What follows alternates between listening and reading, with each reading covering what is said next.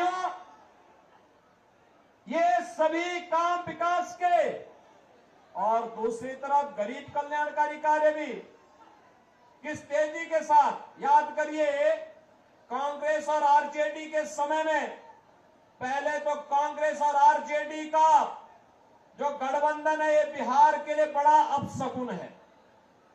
बहन और भाइयों, अपशकुन इसलिए है, जब इनकी सरकार रहती थी, जब ये लोग मिलते हैं तो मान के चलिए कि गुंडागिर्दी जरूर होगी, लूटपाट जरूर होगी। दूसरा, इनके समय में उपद्रव बहुत होते थे, राज चलना दूभर होता था, बिहार बदनाम हो चुका था और गरीब भूख से तड़पता था, गरीब स्वास्थ्य के उपचार में दम तोड़ देता था, किसान आत्महत्या करने के लिए मजबूर होता था, नौजवान प्लान करने के लिए मजबूर होता था, बेटी और व्यापारी दोनों सुरक्षित नहीं थी। लेकिन आज बिहार के अंदर जेडीयू और बीजेपी की सरकार और केंद्र में मोदी जी के नेतृत्व की एनडीए सरकार आने के बाद आज आप देख रहे होंगे, मोदी जी 80 करोड़ लोगों को फ्री में राशन की सुविधा का लाभ दे रहे हैं। 60 करोड़ लोगों को आयुष्मान भारत की 5 लाख रुपए की सुविधा दे रहे हैं। और मोदी जी ने घोषणा की है कि फिर एक बार मोदी सरकार जब 4 जून को बढ़ेगी तो 70 वर्ष से ऊपर के हर एक बुजुर्ग को 5 लाख रुपए की आयुष्मान भारत की सुविधा प्रतिवर्ष उपचार के लिए उपलब्ध करवाएंगे। बहनों और भाइयों, किसान को किसान सम्मान निधि, हर गरीब के घर में शौचालय, हर गरीब के घर में रसोई गैस का कनेक्शन। और मोदी जी ने घोषणा की है कि अभी 10 वर्ष में 4 करोड़ गरीबों के मकान बने हैं और अगले 5 वर्ष के अंदर बाकी जितने भी गरीब बचे होंगे, जिनके पास अपना मकान नहीं होगा या कच्चा मकान होगा, झोपड़ी होगी, उन सबको एक एक मकान उपलब्ध करवाने का काम करेंगे। बहनों और भाइयों, एक तरफ विकास और दूसरी तरफ अयोध्या में रामलला का मंदिर।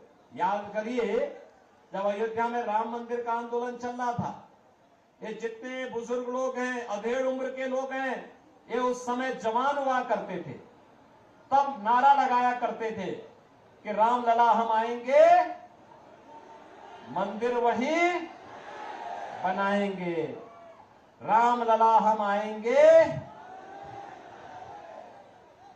बहनों और भाइयों, आप याद करिए, आज से 25 साल 30 साल पहले ये नारे लगते थे, ये नारे गूंजते थे, हर एक ओर गूंजते थे।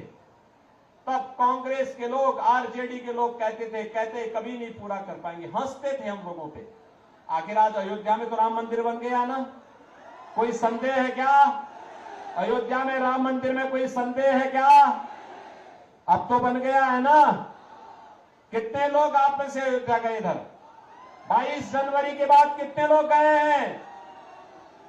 मैं राधा मोहन बाबू से कहूंगा, इन लोगों को चुनाव के बाद एक बार अयोध्या दर्शन कराने के लिए अयोध्या धाम लेकर के आ जाएंगे। आज आप अयोध्या जाएंगे, आपको नई अयोध्या नजर आएगी, ऐसी अयोध्या नजर आएगी, लगता है साक्षात भगवान राम प्रकट होकर के अपनी कृपा बरसा रहे हो। और बहनों और भाइयों, ये तब संभव हो पाया है जब भारतीय जनता पार्टी की सरकार मोदी जी के नेतृत्व में काम कर रही है। और इसीलिए बहनों और भाइयों, विरासत का भी सम्मान है और विकास के कार्य भी है, गरीब कल्याण भी है। तो साथ साथ अब तो पहले कांग्रेस और आरजेडी की सरकार के समय आतंकी वारदात होती थी, बड़ी बड़ी घटनाएं घटित होती थी, और आतंकवाद के मुद्दे को लेकर के जब हम लोग संसद में इस मुद्दे को उठाते थे तो उस समय लोग क्या बोलते थे? कहते थे आतंकवादी तो सीमा पार के हैं। और आज मोदी जी के नेतृत्व में आतंकवाद का सफाया हो गया है। आज अगर जोर से पटाखा फट जाए ना तो पाकिस्तान सबसे पहले सफाई देता है, कहता साहब मेरा हाथ नहीं है, क्योंकि इसे मालूम है ये नया भारत है, छेड़ेगा नहीं, लेकिन कोई छेड़ेगा तो फिर छोड़ेगा भी। इसीलिए आज पाकिस्तान अपने को बचाव की मुद्रा में रखता है, लेकिन ये कांग्रेस और आरजेडी के लोग हैं, ये मानने वाले नहीं हैं। कह रहे हैं पाकिस्तान के खिलाफ मत बोलो, उसके खिलाफ, उसके पास एटम बम है। हमने कहा पाकिस्तान से बड़ा एटम बम हमारे पास है, चिंता मत करो। अरे कंगाल पाकिस्तान क्या भारत को धमकी देगा? भारत 80 करोड़ लोगों को फ्री में राशन दे रहा है और पाकिस्तान में कुल 23 करोड़ की आबादी भूखों मर रही है। और मैं तो कहूंगा जो पाकिस्तान का राग अलापते हैं वे कृपया पाकिस्तान चले जाएं, भारत पे बोझा मत बने। जाए वहां पे, भीख मांगना पड़ेगा, कोई भीख भी नहीं देगा वहां पे। बहनों और भाइयों, मैं आज आपके पास केवल 2 मुद्दों पर चर्चा करने के लिए आया हूं।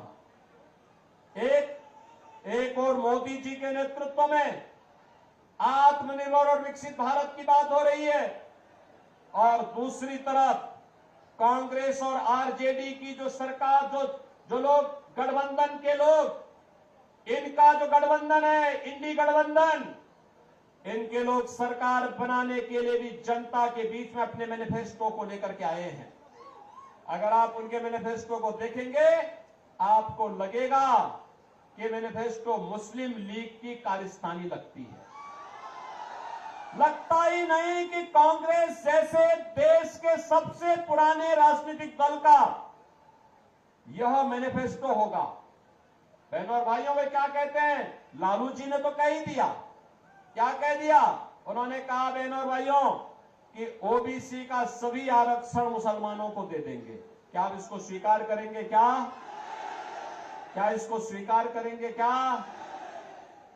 और कांग्रेस का मैनिफेस्टो भी यही कहता है कि सत्ता में आएंगे, एससी, एसटी और ओबीसी का आरक्षण मुसलमानों को देंगे। और ये कांग्रेस पहले कर भी चुकी है। याद करिए, राधा मोहन बाबू तो सांसद थे उस समय केंद्र में, मैं भी सांसद था, और यूपीए की सरकार थी। बहनों और भाइयों, यूपीए की सरकार के समय इन्होंने 2 कमीशन गठित किए थे, एक जस्टिस रंगनाथ के नेतृत्व में और दूसरी कमीशन गठित की थी जस्टिस राजेंद्र सच्चर की अध्यक्षता में। एक ने कहा था कि ओबीसी का 6% आरक्षण मुसलमानों को दे देना चाहिए।